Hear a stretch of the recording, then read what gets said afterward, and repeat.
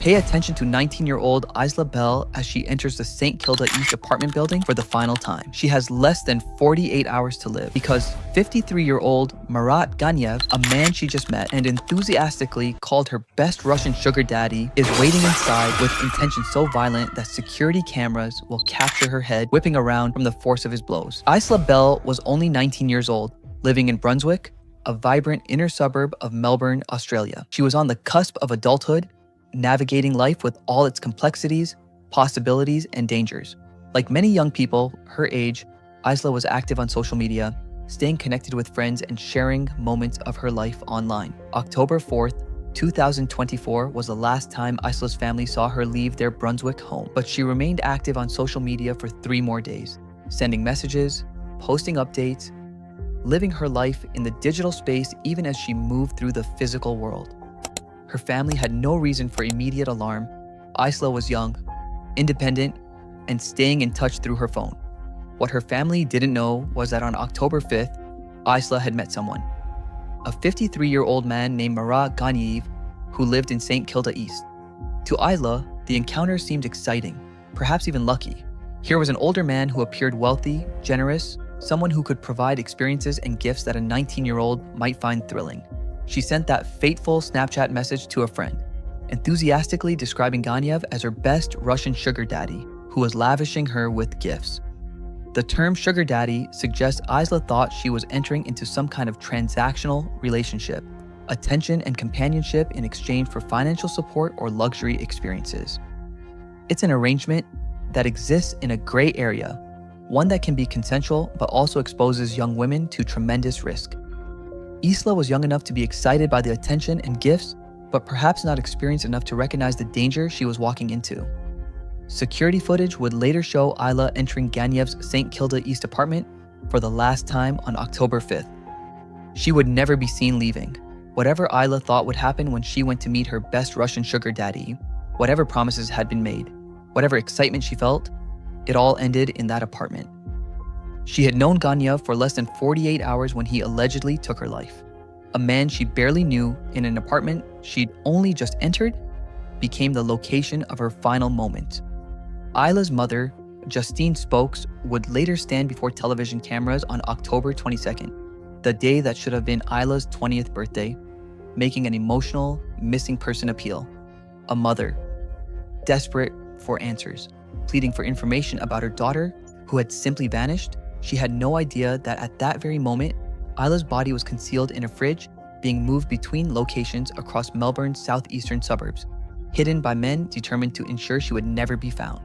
The events of October 7th, 2024 were captured in fragments through the lens of Ganev's building security cameras. The CCTV system covered the front door and window of his St. Kilda East apartment, creating a partial visual record of what investigators believe was Isla Bell's murder. According to court documents detailing police allegations, the cameras captured a fight visible through a gap in Ganev's front kitchen window. The footage showed what appeared to be Isla's head whipping around violently, as if she had been struck with significant force. Then she fell to the ground, disappearing from the limited view the camera provided through the window gap. But the violence didn't end with her fall. Ganev was allegedly captured on that same CCTV footage, visible through the kitchen window, striking Isla repeatedly while she lay on the kitchen floor. The cameras continued to capture glimpses of Isla through that window until 2 a.m. on October 7th. After 2 a.m., she was never seen alive again. What happened in those early morning hours? What provoked the alleged violence? Police found no evidence of acrimony between Isla and Ganev. In fact, Isla's message about her sugar daddy suggested she was pleased with the arrangement. Had something gone wrong? Had Ganev's expectations differed from Isla's understanding? Had she tried to leave? The cameras captured the violence but not the context, not the words exchanged, not the moment when a 19-year-old girl realized she was in mortal danger. The autopsy would later reveal that Isla's body bore numerous injuries, lacerations, superficial wounds, and fractures to her skull and ribs. But the advanced decomposition made it impossible to determine definitively whether these injuries occurred before death, at the moment of death, or afterward. The forensic pathologist couldn't even establish a cause of death with certainty.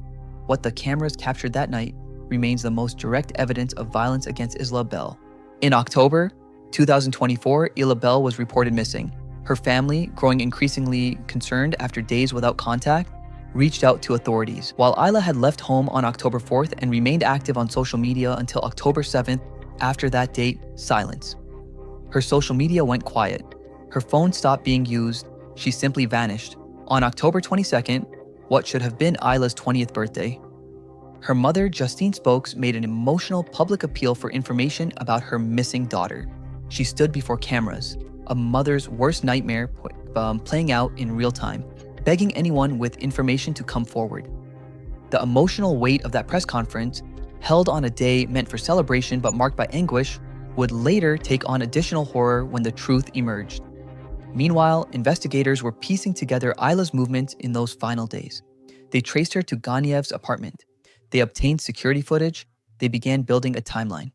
And on November 18th, 6 weeks after Ila disappeared, a resident in Bentley made a discovery that would break the case wide open.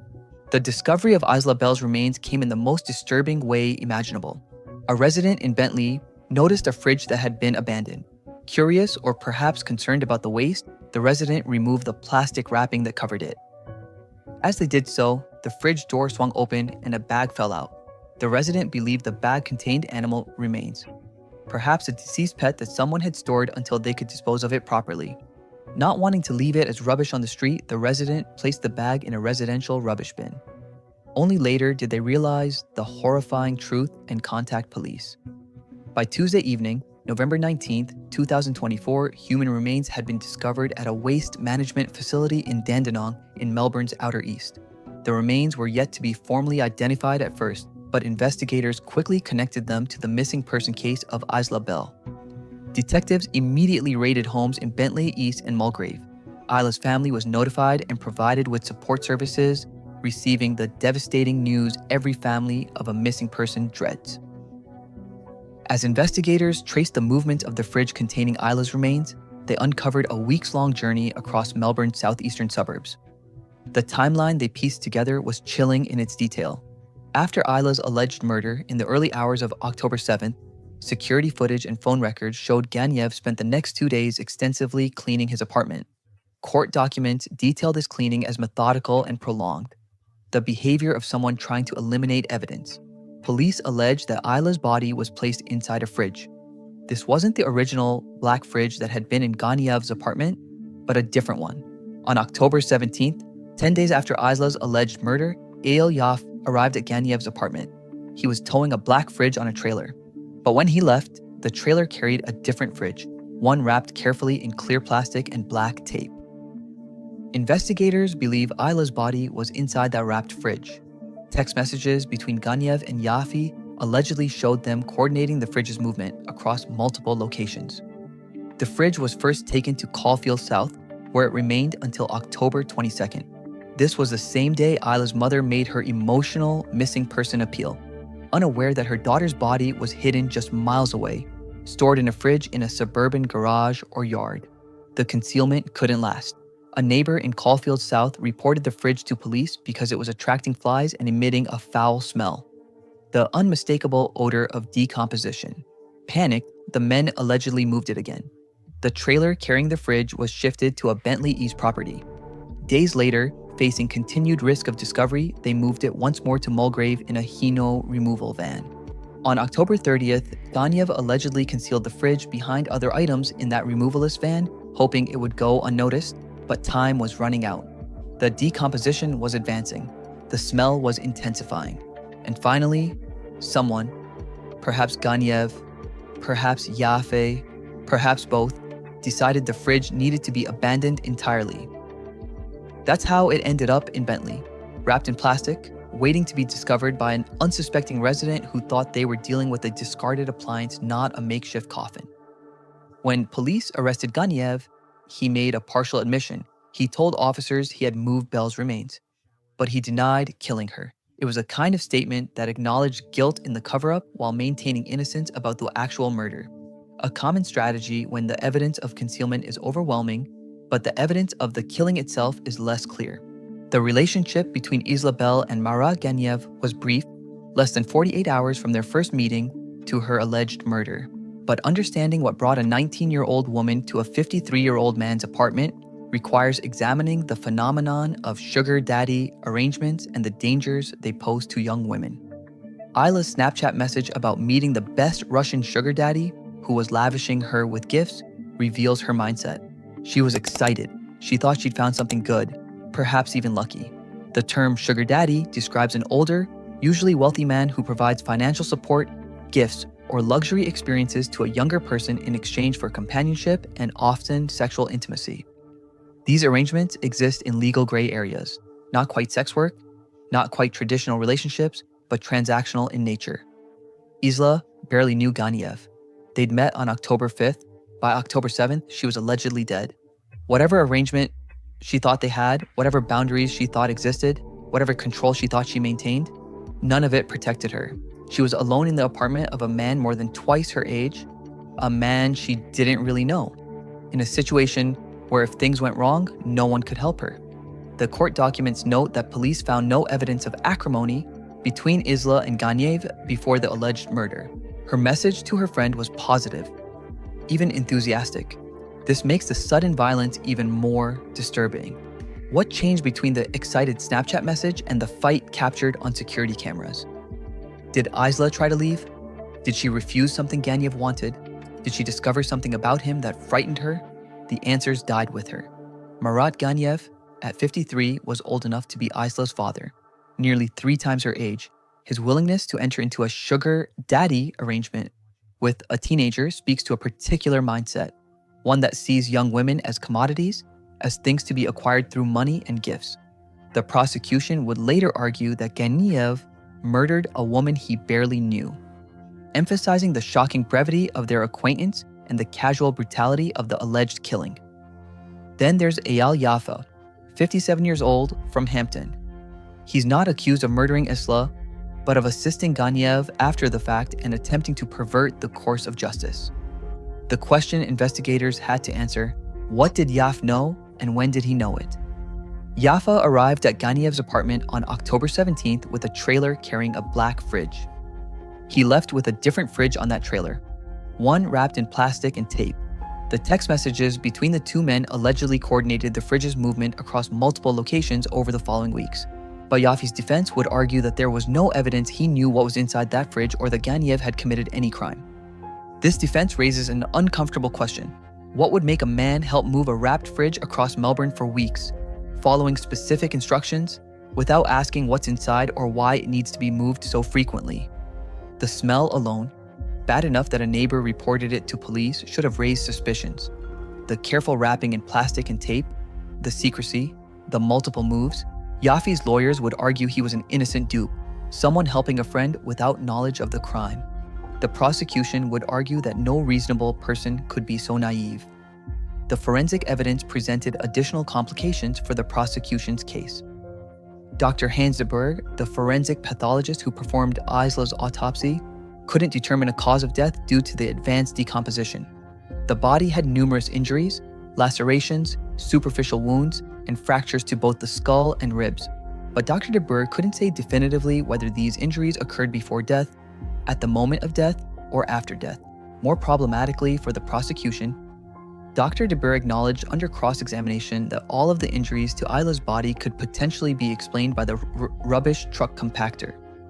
When asked if the damage could have been caused by being compacted by the machinery used to compress garbage at the waste facility, Dr. de Burgh replied, "That is one explanation." He confirmed that every injury observed, the skull fractures, the rib fractures, the lacerations, could theoretically have been caused by the compactor after death rather than before. The toxicology report further complicated matters. Numerous drugs were detected in Isla's system, found in her hair, spleen, and stomach. The list was extensive: methamphetamine, MDMA, MDA, cannabis, and metabolites indicating cocaine use.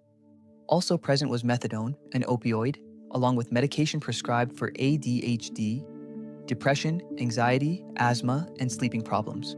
Dr. de Burgh noted there were no records of Isla being enrolled in a methadone program typically used to treat heroin dependence, suggesting the drug may have been used off-label as a sedative. But the presence of methadone, combined with the other substances, raised the possibility of a drug overdose. Medical experts agreed that an overdose could not be excluded as a cause of death. This created reasonable doubt, or at least the defense hoped it would. Perhaps Isla had overdosed. Perhaps Ganiev had panicked upon finding her dead, leading to the cover-up but not constituting murder. Perhaps the injuries observed on her body were all post-mortem damage from the compactor. These were the arguments the defense would make, the seeds of doubt they would try to plant. After Isla Bell's alleged murder in the early hours of October 7th, Marat Ganiev allegedly began a methodical cover-up. Security footage and digital records show him spending 2 full days extensively cleaning his St. Kilda East apartment. This wasn't ordinary housekeeping. This was someone trying to eliminate evidence of violence, blood, and death. The decision to place Isla's body in a fridge was both practical and horrifying. A fridge would contain the smell of decomposition, at least temporarily. It would keep the body in one piece, preventing fluids from leaking. And crucially, a fridge could be moved, transported, hidden in plain sight as simply a piece of furniture or an appliance being relocated. Ganiev couldn't move the fridge alone, or perhaps didn't want to be seen doing so. This is where Eyal Yafi allegedly entered the picture. On October 17th, 10 days after Isla's death, Yaf arrived at the apartment with a trailer carrying a black fridge. The coordination of this visit, allegedly arranged through text messages, suggests premeditation. When Yaf left, a different fridge sat on that trailer, wrapped carefully in clear plastic and secured with black tape. Inside, prosecutors believe was Isla's body. The journey of that fridge across Melbourne's southeastern suburbs reads like a macabre game of hide and seek.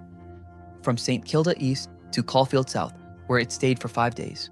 Then, when a neighbor complained about flies and the foul smell, a panicked move to Bentley East. Days later, another relocation to Mulgrave, this time in a Hino removal van where Ganiev allegedly tried to conceal it behind other items on October 30th. Mara Ganiev and Eyal Yaf faced a committal hearing in the Melbourne Magistrates Court to determine whether sufficient evidence existed to send them to trial. Isla's loved ones attended the proceedings, sitting through the painful recitation of evidence about her final hours and the weeks her body spent concealed in a fridge. The defense lawyers mounted aggressive challenges to the prosecution's case. Sally Flynn, KC, representing Ganiev, argued that the evidence was entirely circumstantial and could not prove Ganiev's actions caused Isla's death. She emphasized that the forensic pathologist couldn't determine cause of death, that an overdose couldn't be ruled out, and that the skull and rib fractures might have been caused by the rubbish compactor rather than by violence before death. On Friday, October 31st, 2025, Magistrate Michelle Mikitowicz delivered her ruling. She acknowledged the prosecution's case was circumstantial and much of the evidence was tenuous. She accepted that the cause and time of death were unascertained, that there was no evidence of acrimony between Isla and Ganiev, and that a drug overdose possibility couldn't be excluded. But she determined these were questions for a jury to decide. Ganiev's extensive cleaning and coordination of the fridge's movement could be considered incriminating conduct. The questions of Yafe's knowledge should also be left to a jury. Both men were committed to stand trial in the Victorian Supreme Court.